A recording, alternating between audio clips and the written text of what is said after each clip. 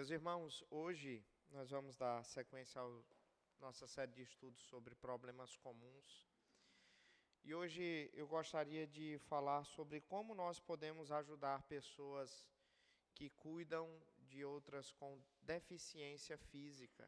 Abra, por favor, a palavra de Deus em João, no capítulo 9, versículo 1 ao versículo 3.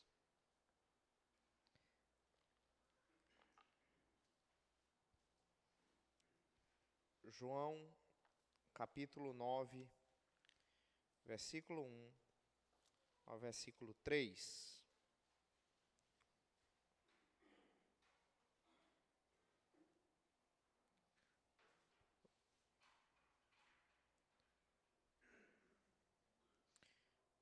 João 9, verso 1 ao verso 3. Diz assim: Caminhando Jesus viu um homem cego de nascença. E os seus discípulos perguntaram: Mestre, quem pecou, este ou seus pais, para que nascesse cego? Respondeu Jesus: Nem ele pecou, nem seus pais, mas foi para que se manifestem nele as obras de Deus. Amém. Amém. Vamos orar, meus irmãos, pedindo agora a graça do Espírito Santo sobre a iluminação para o estudo da palavra do Senhor. Irmão Abimael, por favor, fique em pé e ore ao Senhor. Oremos.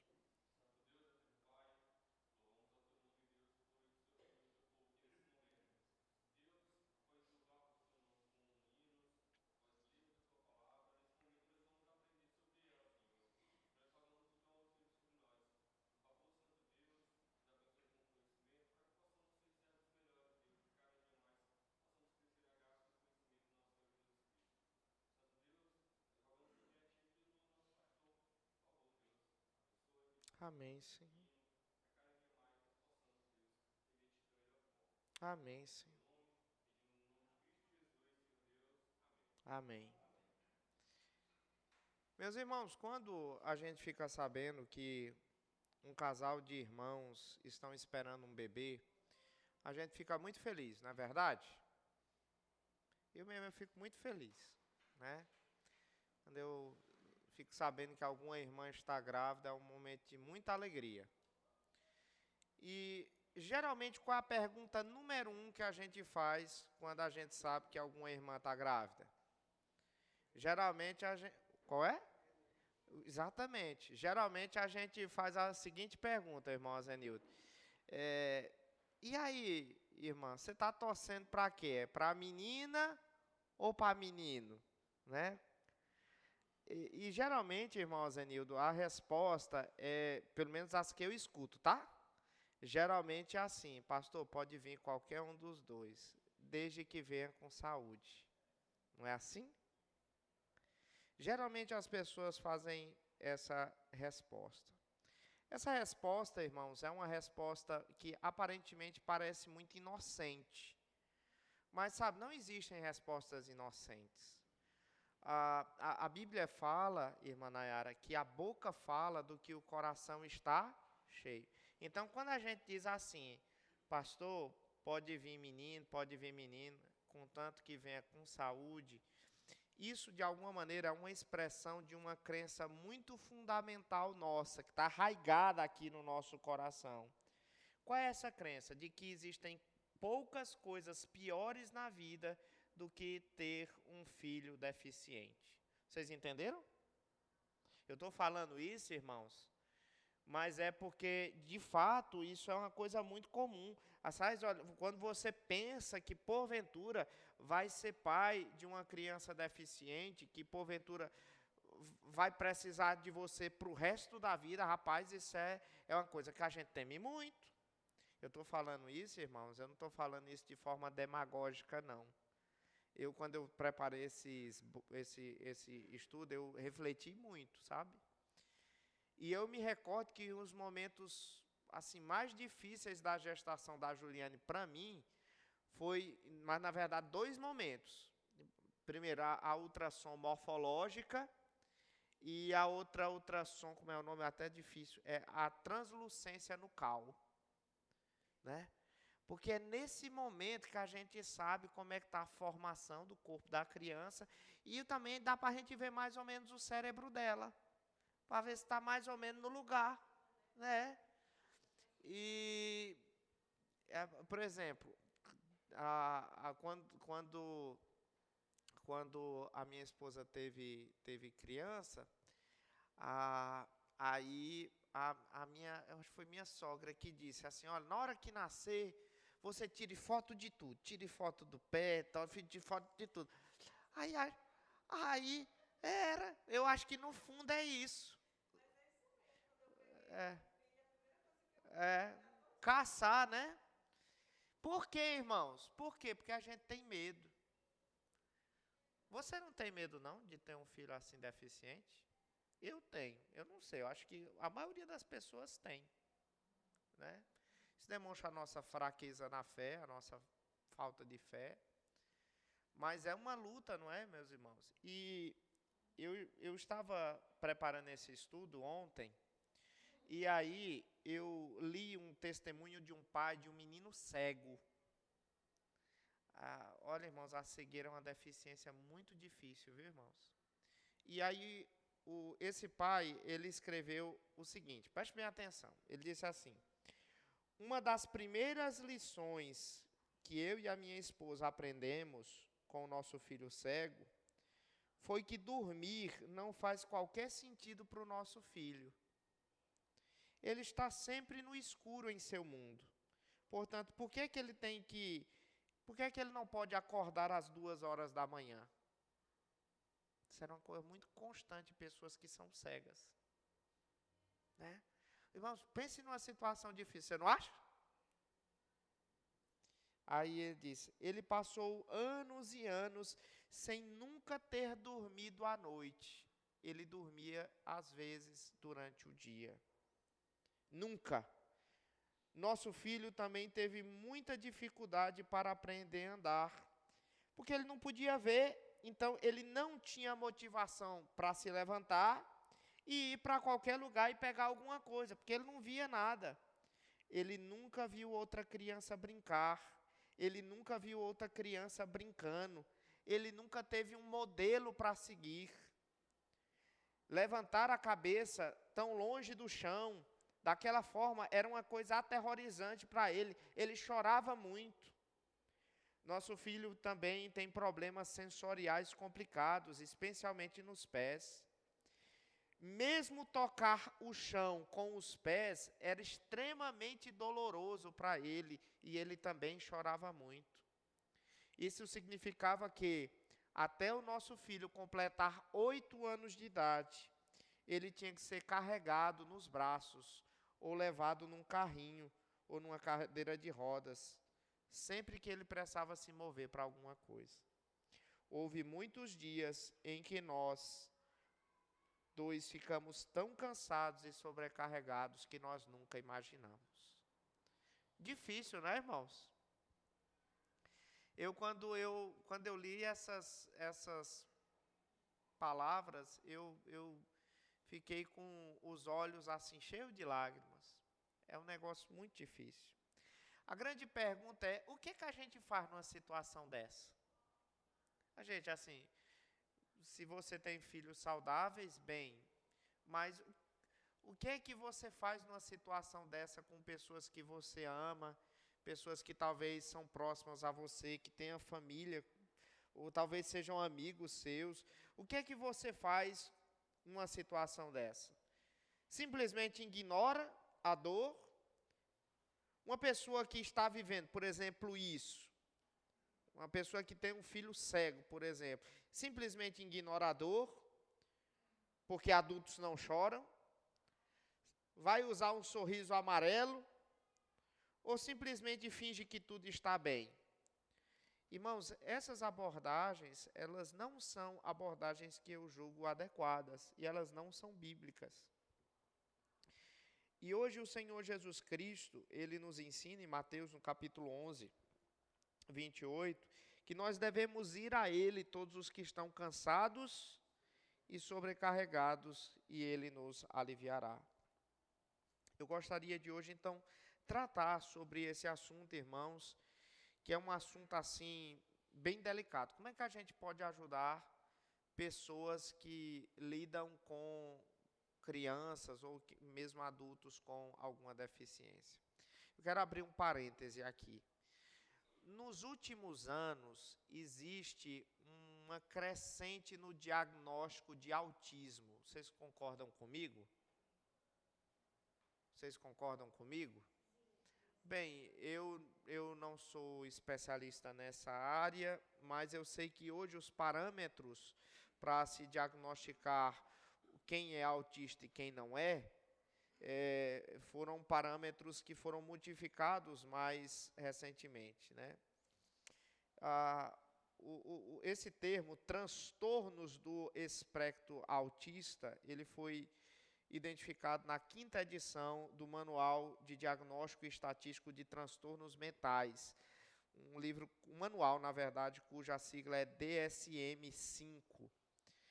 Esse manual ele foi produzido no ano de 2013, eu não sei se já existe algum manual novo, mas esse é um manual que os médicos e os psicólogos, eles usam para diagnosticar pacientes.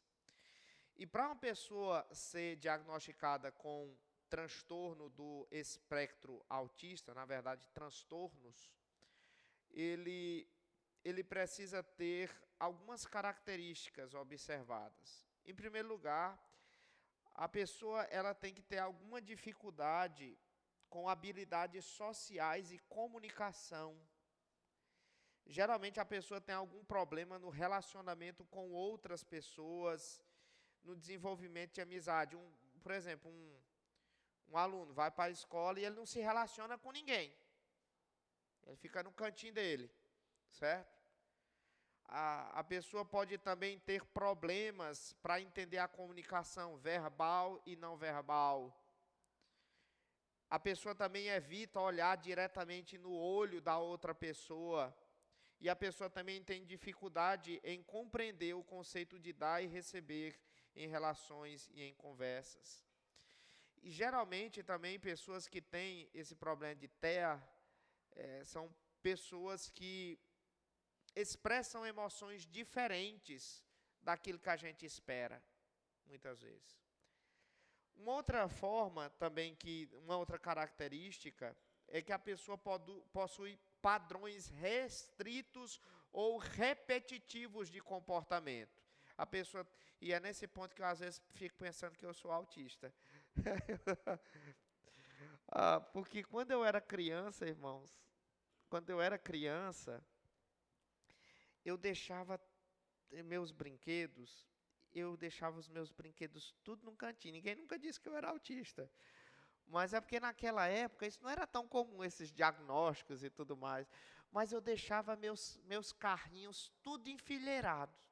Eu não tinha dificuldade de me relacionar. Embora eu sempre tive mais amigas mulheres do que amigos homens. Tá?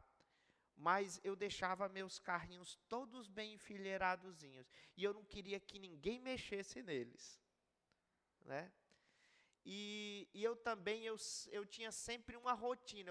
Eu sempre fui muito rígido com rotinas. Até hoje. Eu tenho dificuldade em mudanças.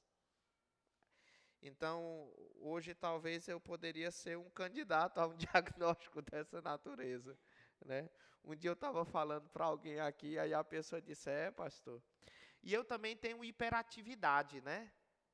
E a pessoa que tem tela, ela pode ser hiperativa, hiperatividade ou hipoatividade, né? Que é o inverso de hiperatividade. Eu sempre fui hiperativo. Eu tenho dificuldade em parar de fazer as coisas. Eu saio caçando alguma coisa para me fazer durante o dia.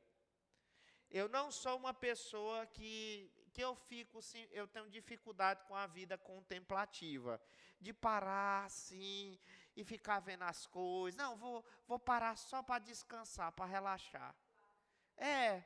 Eu tenho dificuldade. quando eventualmente a gente vai na praia, eu e a minha família, aí é uma luta. Na última vez que nós fomos no retiro de pastores do nosso presbitério, a gente foi para o litoral com outros pastores e presbíteros. Aí eu recordo que a Juliane disse assim, olha, você não vai levar o celular, você não vai. Aí eu digo, não, mas eu vou levar pelo menos para mandar as mensagens devocionais de toda manhã lá para a igreja. Ela disse, pois vai ficar na minha responsabilidade esse celular. Porque é uma coisa muito comum, meus irmãos. Eu estar lá na praia, eu estar lá na frente do mar e estar com o celular do lado atrapalhando. E já aconteceu, irmãos, de férias minhas, de algumas férias minhas, eu estar em um lugar maravilhoso e eu receber mensagens que estragavam aquilo ali. E tudo relacionado a problema dos outros, que a gente acaba ficando preocupado, né? Aí pronto, a cabeça já não está mais ali.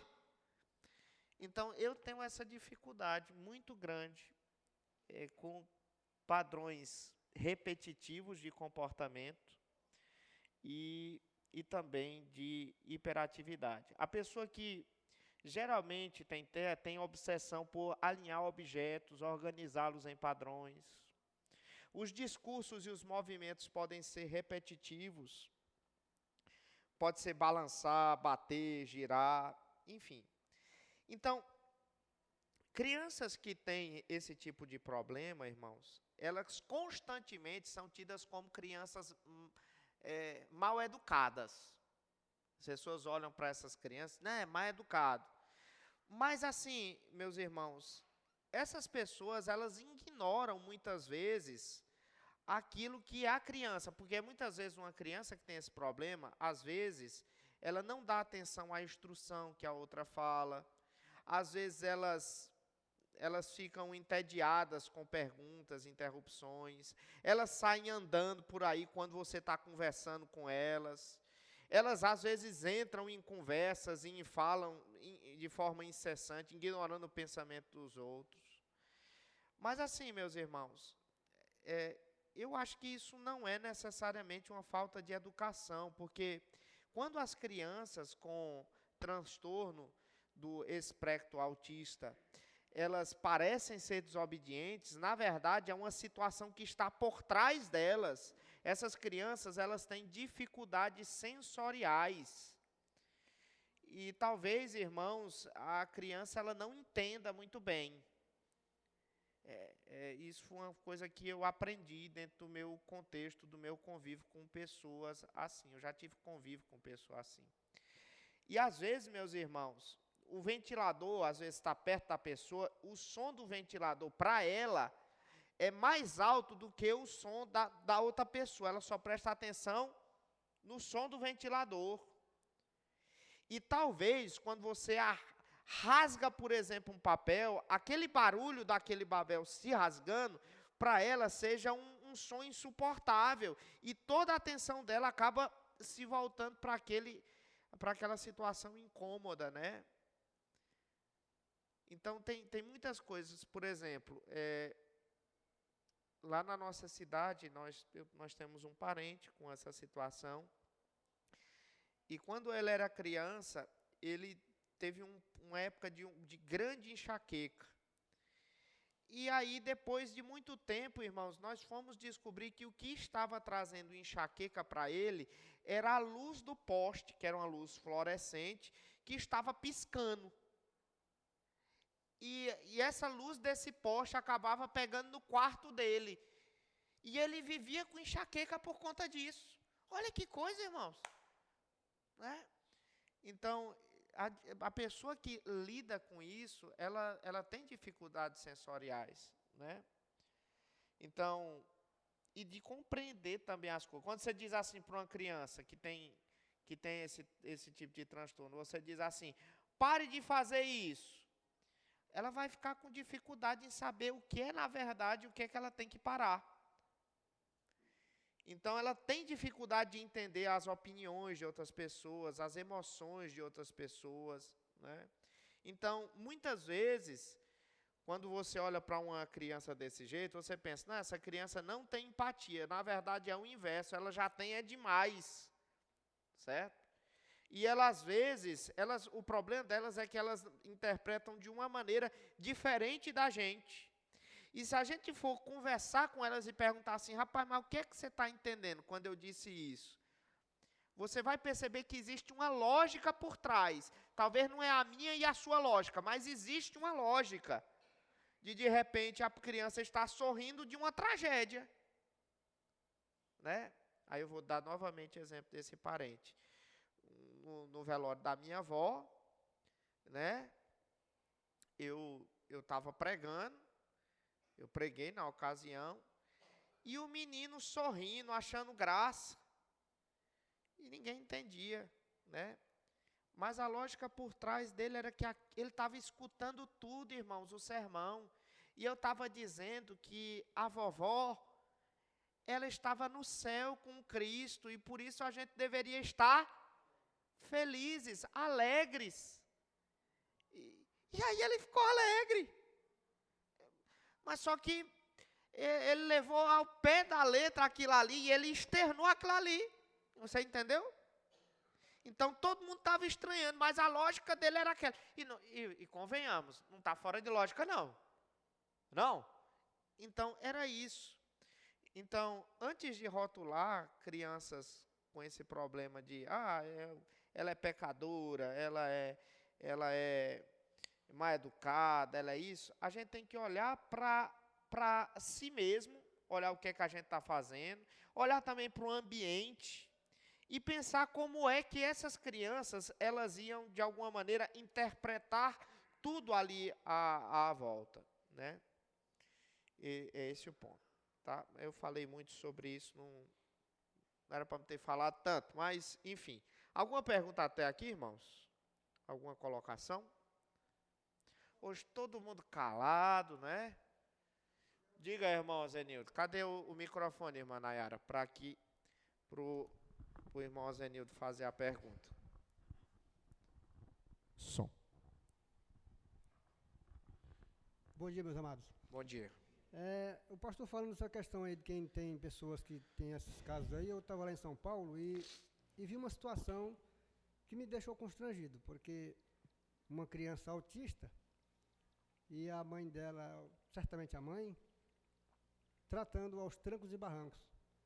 Aí eu fico assim pensando, realmente uma criança dessa sofre muito também, não é? Porque sofre demais. A mãe carrega aquele fardo e não sabe lidar com a situação.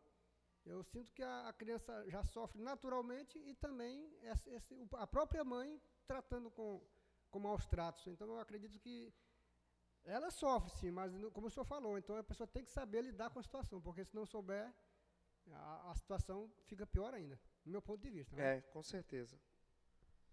É uma das coisas que nós temos que aconselhar outra pessoa é aceitar a responsabilidade que Deus deu, que é uma das partes mais difíceis dentro. Pode perguntar, irmã. É uma das coisas que é mais difíceis, irmã Zenilda, é a parte justamente de aceitar a responsabilidade. Porque assim, eu não vou pintar o mundo de cor de rosa hoje para vocês, irmãos. Assim, eu não vivo essa realidade. Existem irmãos aqui na igreja que vivem com essa realidade. Mas assim, é muito difícil. Eu consigo apenas tentar dimensionar a dificuldade disso. Mas a luta é muito grande. Muito grande. Né? Quem luta com isso. E irmã Nayara? Pastor, em relação ao convívio com outras crianças, principalmente que não têm esse transtorno, né? O ideal seria manter juntas e tentar ali de alguma forma supervisionar sem interrupção ou realmente separar, já que são crianças que têm, como que eu posso dizer, que têm necessidades diferentes. Uma pode, inclusive, machucar a outra, afetar de forma negativa a outra, porque elas têm comportamentos completamente diferentes. E até, como você falou, né, as crianças que têm o transtorno autista têm alguns comportamentos que a gente não consegue explicar. Para ela faz sentido, mas para quem lida ali de fora não consegue muito entender. Isso pode afetar as outras crianças que não têm. Então, em relação ao convívio, como fazer? É difícil, é muito difícil, Nayara, porque, assim, os próprios adultos, os próprios pais têm dificuldades no que diz respeito ao trato com a criança. Imagina outras crianças que não têm a maturidade e muitas vezes a autoconsciência de, rapaz, vou reavaliar os meus passos, aquilo, a maneira como trato, é muito difícil. Não existe uma resposta fácil. Eu, sinceramente, eu não tenho o que lhe dizer assim de imediato. Eu posso até estudar mais nesse sentido. Tenho até porque é uma coisa muito comum hoje em dia. Mas assim, eu não tenho uma resposta imediata para lhe dar, não. Eu seria até precipitado se eu chegasse e lhe dissesse uma resposta de imediato. Mas é uma situação muito difícil.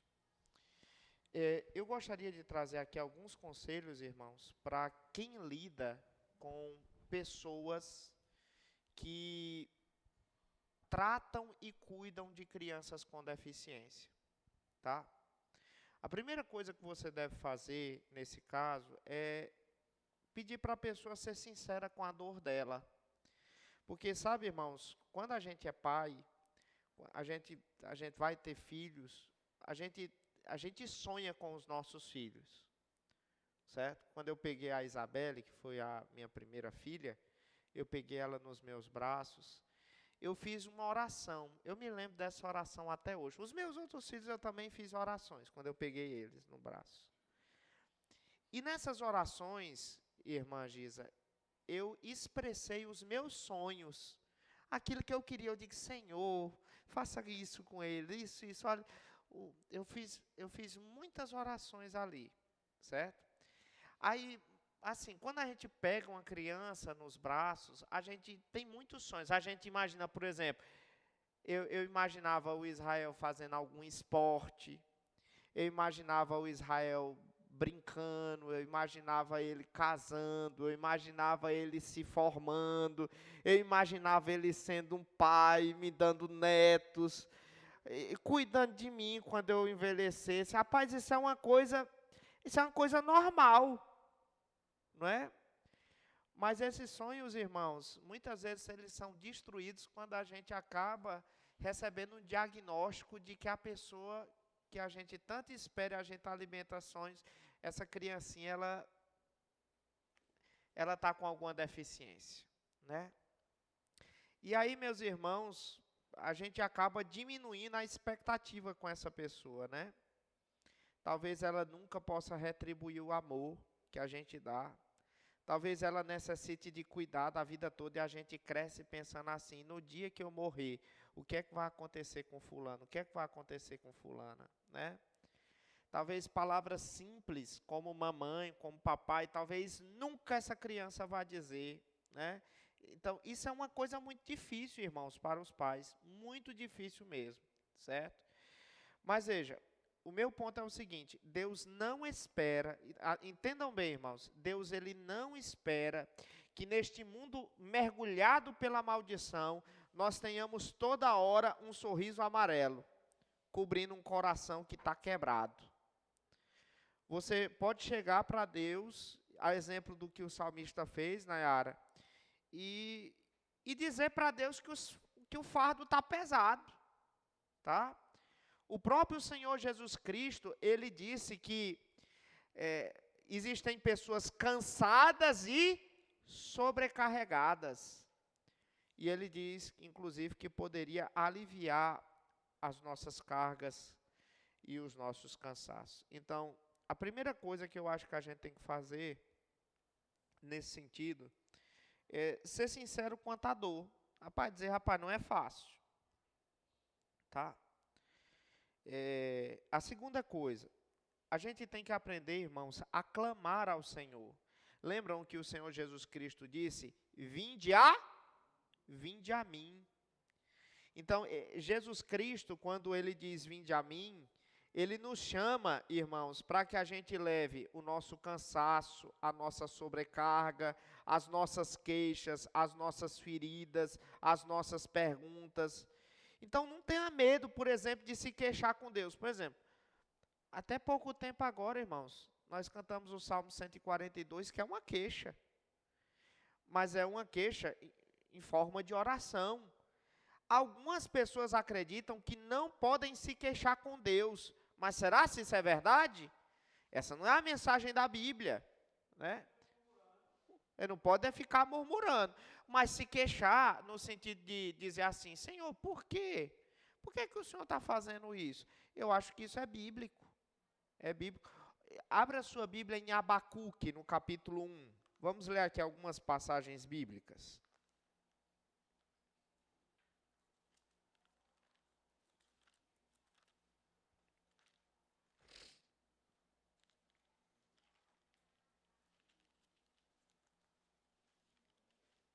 Abacuque, capítulo 1, versículo 2 a 4. Olha só aqui uma série de perguntas que Abacuque fez para Deus.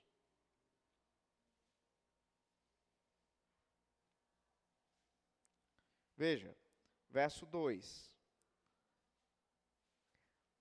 Os irmãos encontraram? Abacuque 1, versículo 2. Até quando, Senhor, clamarei eu, e tu não me escutarás? Gritar-te-ei, violência, e não salvarás? Porque me mostras a iniquidade, me fazes ver a opressão, pois a destruição e a violência estão diante de mim, há contendas e o litígio se suscita. Por esta causa a lei se afrouxa e a justiça nunca se manifesta, porque o perverso cerca o justo e a justiça é torcida. Veja só, irmãos, aqui nós encontramos Abacuque, ele falando de uma tribulação, de uma angústia que ele estava passando. E ele ora a Deus dizendo assim, Senhor, até quando, Senhor, eu vou aguentar isso? Até quando? E ele está pecando, meus irmãos? Não. Quando eu olho, irmãos, esse texto aqui, eu olho uma oração, irmão Joaquim, como se houvesse uma relação de duas pessoas muito próximas uma à outra. Eu leio esse texto e parece que é o Israel dizendo assim, papai, mas até quando eu vou ficar de castigo? Até quando? Né? E nisso, necessariamente, eu não acho que é um desrespeito, porque Deus, Ele é o nosso Pai. Deus, Ele também é o nosso amigo, com quem a gente pode tirar nossas dúvidas sinceras, falar para Ele, perguntar para Ele, por que, Senhor? Nós devemos fazer isso, certo? Então, em vez de ser pecado, nós questionarmos Deus acerca de algumas coisas, eu acho que isso, de alguma maneira, é uma, digamos assim, uma virtude. Por que uma virtude? Porque isso pode ser, inclusive, um meio de aumentar a nossa fé. Porque quando nós fazemos questionamentos a Deus, é uma maneira de nós dizermos que confiamos no Senhor. E porque confiamos no Senhor, Ele tem resposta para todos os nossos problemas. Por isso perguntamos a Ele, né? Então eu não acho que você necessariamente está pecando se você questionar a Deus. Ora, o Senhor Jesus Cristo lá na cruz, irmãos, o que foi que Ele disse lá na cruz? Deus meu, por que me desamparaste? Ele estava pecando, irmãos, em dizer isso? Ele não estava pecando. Então, a primeira coisa que eu acredito que a gente tem que orientar pessoas que estão passando por essa tribulação é, rapaz, seja sincero quanto à sua dor. É difícil mesmo. Não é pecado você chorar. Não é pecado você lamentar. Segundo lugar, clame ao Senhor. Não fique preso ao seu sofrimento, chocando os ovos da amargura. Clame ao Senhor. Até aqui tudo bem, irmãos? Alguma pergunta? Segunda coisa, aliás, terceira coisa, aceite a responsabilidade, certo? Uma das coisas mais difíceis de entender, irmão Zenilton, que eu estava falando agora há pouco, mas também uma das coisas mais necessárias, é que o pai de crianças que tem problemas físicos e mentais, elas têm que entender que é da vontade perfeita de Deus que elas cuidassem dessas crianças. E aí eu quero voltar lá ao texto de João, no capítulo 9, que foi o texto que nós lemos no início. Volte os olhos lá para João 9, por favor. Em João 9, nós encontramos aqui o Senhor Jesus Cristo, ele sendo alvo de uma pergunta. Diz aí o versículo 1 que Jesus Cristo estava andando por um determinado lugar e ele avistou um cego, irmãos. Um cego de nascença. Ele nunca viu a luz do sol. E aí diz o texto da palavra de Deus que alguns se voltaram para Jesus e perguntaram assim: Senhor, quem foi que pecou para que ele fosse cego? Ele mesmo ou seus pais? Porque no mundo antigo havia um grande preconceito com pessoas, era um preconceito religioso, para com pessoas com deficiência. No mundo antigo se achava que alguém que nascia com alguma deficiência, principalmente cego, era por conta de um grande pecado. E geralmente podia ser dos pais. Mas como Jesus Cristo falava de arrependimento individual, é possível que alguém perguntou para ele nesse sentido: quem foi que pecou? Foram os pais ou ele? Olha a resposta de Jesus, irmãos. Qual foi a resposta de Jesus? Versículo 3. Qual é? Nem ele pecou, nem seus pais, mas foi para que se manifestem nele as obras de Deus. Olha que coisa interessante aqui, irmã Gisa. Jesus Cristo, na sua resposta, ele não enfatizou a causa do problema. Ele não diz, não, foi por isso, foi por aquilo. Ele não falou da causa do problema. Ele enfatizou o resultado do problema. Ele está dizendo assim, olha, esse problema está acontecendo para que se manifestem nele as obras de Deus. Certo? Então, olha, independentemente de qual tenha sido a razão daquele homem ele ter nascido cego, Jesus Cristo, ele diz, olha, tem um propósito. Deus tem um propósito nisso tudo. E isso, meus irmãos, é uma coisa que é muito difícil para quem passa por essa tribulação, né? Mas com o tempo, quando a pessoa começa a entender que Deus lhe deu essa responsabilidade, e mesmo que ele não saiba a causa necessariamente disso, porque é muito comum hoje a gente procurar causas naturais. Ah, será de onde? Foi de que lado, de onde veio o problema? Foi do lado do mãe, do lado do pai? Então, é muito importante que nesse momento a gente entenda que o plano de Deus é bom, meus irmãos. O plano de Deus é bom. Tem um texto que é um dos versículos que eu acho mais lindo da Escritura, é Jeremias 29. Por favor, abra sua Bíblia em Jeremias 29. Versículo 11.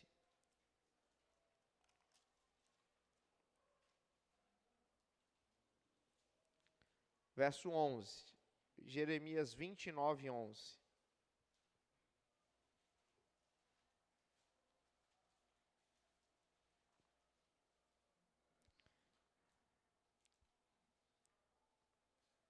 Encontraram, irmãos? Vamos ler? Eu é que sei que pensamento tenho a vosso respeito, diz o Senhor, pensamento de paz e não de mal, para vos dar o fim. O plano de Deus para a nossa vida é bom, melhor do que a gente imagina. Isso pode incluir, quem sabe, filhos que tenham alguma deficiência. E também é muito bom saber, irmãos, que os desafios que Deus nos dá nunca são maiores do que a força que Ele também nos dá. Lembra o que diz lá em 1 Coríntios? Não vos sobreveio provação que não fosse humana, mas Deus é fiel e não permitirás que sejais provados além das vossas forças. Pelo contrário, juntamente com a provação vos dará força para que possais suportar. Certo? Eu sei que isso é difícil. A pessoa diz, mas como, pastor, vou suportar isso tudo, né? Olha, irmãos, às vezes não é para a gente suportar sozinho. Às vezes Deus nos dá a bênção de nos dar uma família, nos dá amigos, nos dá uma igreja que porventura nos ajudem a passar por isso tudo.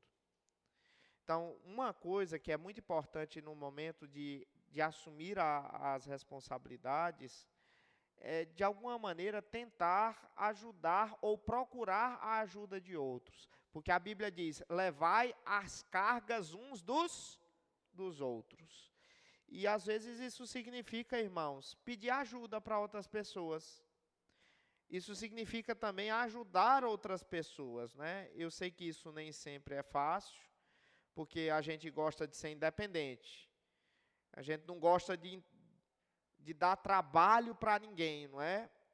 Mas eu creio que isso é bíblico. E se é bíblico, não é pecado, e a gente deveria quebrar o nosso orgulho e pedir ajuda quando de fato a gente estiver precisando, tá? Então essa é a terceira coisa. Alguma questão, alguma pergunta, irmãos? Me dê aqui, irmã Nayara. Fale aqui, irmã, por favor. Som. Não, é porque tem umas pessoas deficientes também que, às vezes, eles trazem para a gente uma lição. Sim. Que a gente vê que tem uns que sofrem muito, mas tem umas pessoas que são elas fazem tanta coisa boa. Uma vez eu vi um vídeo de uma pessoa que não tinha braço e não tinha perna.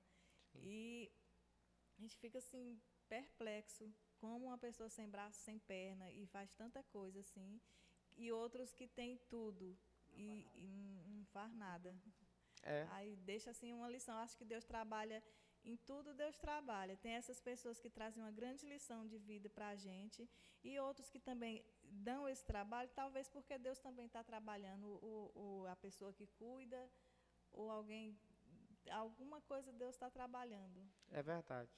Há até uma missionária lá na minha cidade, que ela é de origem da minha igreja. Ela não trabalha lá na minha cidade não, nem na minha igreja, mas ela é de origem da minha igreja. O nome dela é Júlia. E essa irmã, ela nasceu sem as duas pernas. E ela, irmãos, assim, eu convivi com ela durante a maior parte do meu período de adolescência. Nós somos mais ou menos da mesma idade, ela é um pouquinho mais velha que eu. E ela sempre andou de cadeira de rodas. Sempre se locomoveu com cadeira de rodas.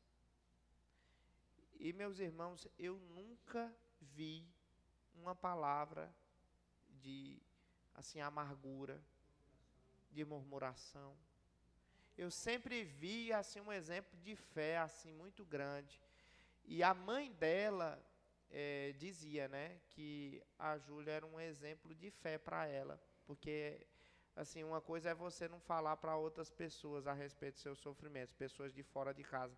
Mas ela dizia, olha, a minha filha é uma bênção. A minha filha, com todas as limitações dela, ela é contente e feliz do modo em que Deus a criou. É verdade. É verdade. Aí vem o quarto conselho. Os irmãos têm alguma coisa a falar, mais ou não? Quarta coisa, nós temos que testemunhar de Cristo.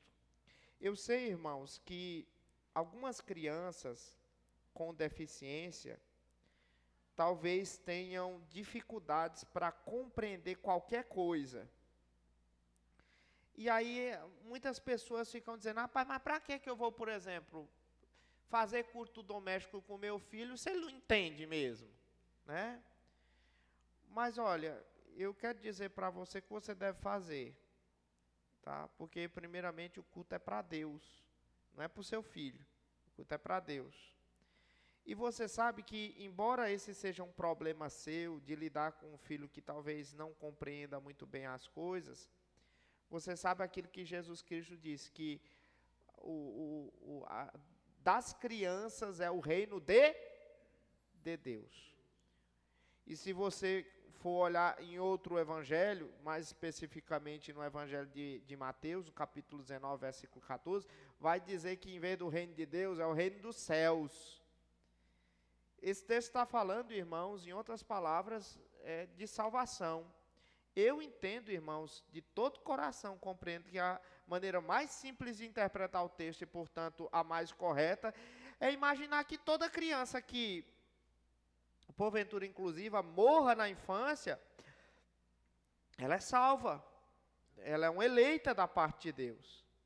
Então, assim, eu entendo, irmãos, que tudo que nós fizermos como pai ou como mãe, deve ser um meio de levar os nossos filhos até Jesus, mesmo quando eles tenham alguma limitação de compreensão. Isso significa o quê? Que nós temos que ler a Bíblia com eles, nós temos que orar com eles, nós temos que agradecer a Deus pelas refeições que Deus nos dá, nós temos que compartilhar como Deus tem trabalhado nas vidas deles, nós temos que contar as bênçãos que Deus nos dá para eles. Então, eu acho isso tudo muito importante. Nós temos que testemunhar de Cristo para elas. E também tem que trazer para a igreja, sabe, irmãos? Porque muitas vezes a gente fica pensando assim, não, ele vai dar um trabalho muito grande e tudo mais. Talvez se um dia você fizer isso, seja até uma forma de a nossa igreja, sei lá, a gente tentar se aprimorar nisso, porque a maioria das igrejas, irmãos, não está preparada para receber pessoas com essas deficiências, né? Então, nós temos que procurar trabalhar isso tudo. Em último lugar, irmãos, hoje vocês estão conversando pouco, tá, irmãos? Nós vamos terminar cedo o estudo hoje. Em último lugar, nós temos que nos prepararmos para a glória eterna. Nós temos que comparar o jugo que nós estamos passando agora, as tribulações, com a glória da eternidade. Sabe, irmãos, a Bíblia fala que todos nós vivemos num mundo caído. E cada um de nós é um pouco deficiente. A gente poderia ser muito mais do que a gente é agora. E alguns de nós vamos ter algumas deficiências maiores do que outros. Entretanto, a responsabilidade que Jesus deu a pessoas que cuidam com outras com deficiência é apenas temporária. A Bíblia diz que isso não vai durar por toda a eternidade. Vamos ver aqui alguns textos sobre isso? Abra a sua Bíblia em 1 Pedro, no capítulo 1. Versículo 6 a 9.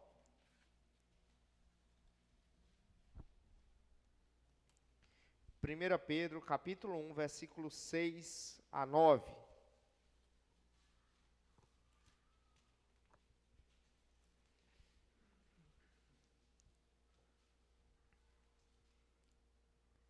Veja o versículo 6. Leiamos. Nisso exultais, embora no presente, veja só, por breve tempo, se necessário, sejais por várias provações. Rapaz, você pode passar por várias provações e ficar triste. Para que, uma vez confirmado o valor da vossa fé, muito mais preciosa do que o ouro perecível, mesmo apurado por fogo, redunde em louvor, glória e honra na revelação. Rapaz, quando Jesus Cristo voltar, aquilo que hoje é sofrimento para você vai ser motivo de glória, né? É como se você fosse ficar ainda muito mais feliz. Passando por tribulação nesse mundo, você vai ficar muito mais feliz quando vê Jesus Cristo voltando, porque esses sofrimentos chegaram então ao fim. Veja o versículo de número 8. A quem não havendo visto, amais, no qual não vendo agora, mas crendo, exultais com alegria indizível e cheia de glória, obtendo o fim da vossa fé, a salvação da vossa alma. Amém. Veja só agora 2 Coríntios 4, e eu termino por aqui. 2 Coríntios, capítulo 4, versículo 16 ao versículo 18.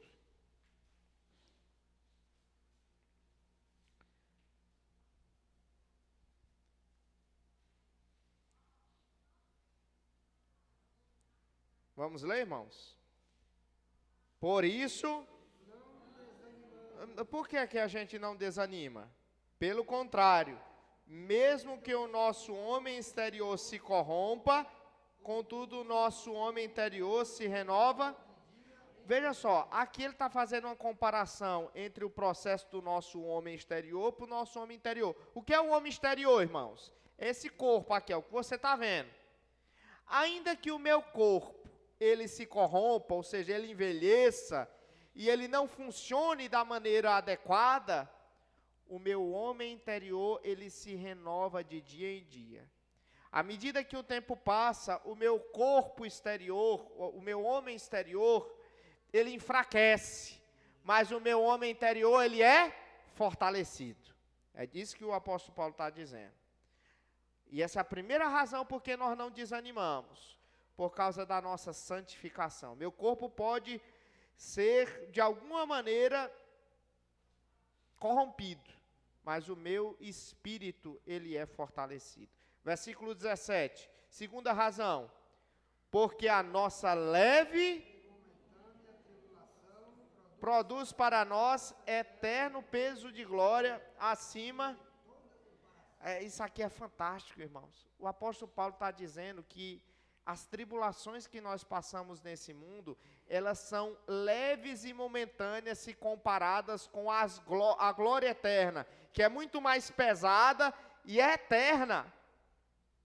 Se nós olharmos as tribulações que nós passamos nesse mundo e compararmos com a glória eterna que prometida está para todos aqueles que creem em Jesus Cristo, rapaz, essas tribulações, elas são muito curtas, elas são muito rápidas. E muito mais diz aqui o texto ele diz assim, no versículo 17 ainda, nossa leve e momentânea tribulação produz para nós eterno peso de glória. Aqui é como se houvesse uma balança. De um lado o apóstolo Paulo ele colocava as leves e momentâneas tribulações, e do outro lado ele colocava a glória, a pesada glória que Deus estava prometendo. Essa glória ficava embaixo, que é muito mais pesada. Enquanto, vocês sabem, né, a balança antigamente ela tinha pratos, né? Então, ela é muito mais pesada, né? E aí diz o texto, ela produz para nós eterno peso de glória. Por que esse texto aqui está dizendo isso, irmãos? De alguma maneira, irmãos, quando a gente passa por tribulações desse mundo, isso faz com que a gente deseje mais o céu. E parece que quanto mais a gente sofre e a gente consegue ser abençoado por Deus, parece que aquela bênção é ainda mais especial. Uma vez pregando nesse texto aqui, na igreja, eu contei um exemplo. E eu acho que eu vou repetir hoje, porque o tempo permite. Quando eu era criança, irmãos, eu gostava muito de futebol. Mas eu não jogava bem futebol, Ismaelete. Mas como eu era dono do campo e dono da bola, aí eu jogava, né? Mas no interclasse não funcionava desse jeito. Todo ano eu ia. Mas eu ia, irmã Eliette, só para compor o time.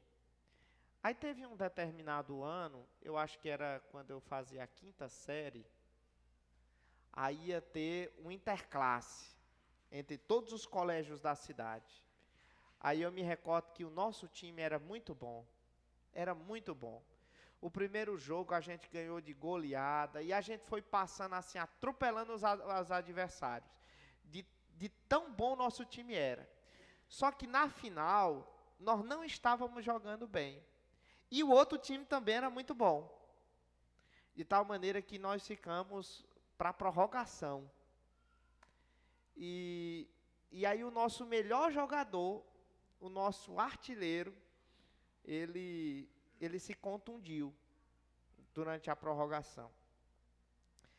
Aí o treinador do nosso time, nosso professor de educação física, ele era presbítero lá da nossa igreja, presbítero Gilberto. Aí ele olhou assim pro banco, e aí os meninos, na hora que viram o Afonso que tinha se contundido, né? Aí os meninos pularam para cima dele, me coloca para jogar, me coloca para jogar. Eu fui o único que não pediu. Eu sabia que eu não ia entrar. Aí ele, todo mundo se senta, quem vai entrar é o Jefté. Aí eles colocaram a mão na cabeça, mas professor, pelo amor de Deus, nós vamos perder. Nós vamos perder, não joga bem. E aí ele disse, não, vai ser ele mesmo. Aí ele chegou para mim e disse assim, olha meu filho, vá e entre e faça o gol. Aí eu disse, tá bom. Aí eu fiquei pensando, eu digo, onde é que eu devo ficar? Era para me ser atacante, né? Mas aí eu disse, não, se eu receber a bola e eu perder lá na frente o gol, não vai ficar bom para mim. Se eu ficar lá atrás, aí eu posso de repente cortar mal uma bola e dar o gol para o adversário. Vou ficar no meio do campo. Aí eu fiquei no meio do campo lá. Aí tinha um escanteio para a minha equipe. Aí esse escanteio, o nosso jogador chutou, e aí alguém cabeceou e a bola veio em minha direção. Eu no campo não, era uma quadra. Aí eu digo, o que é que eu vou fazer agora?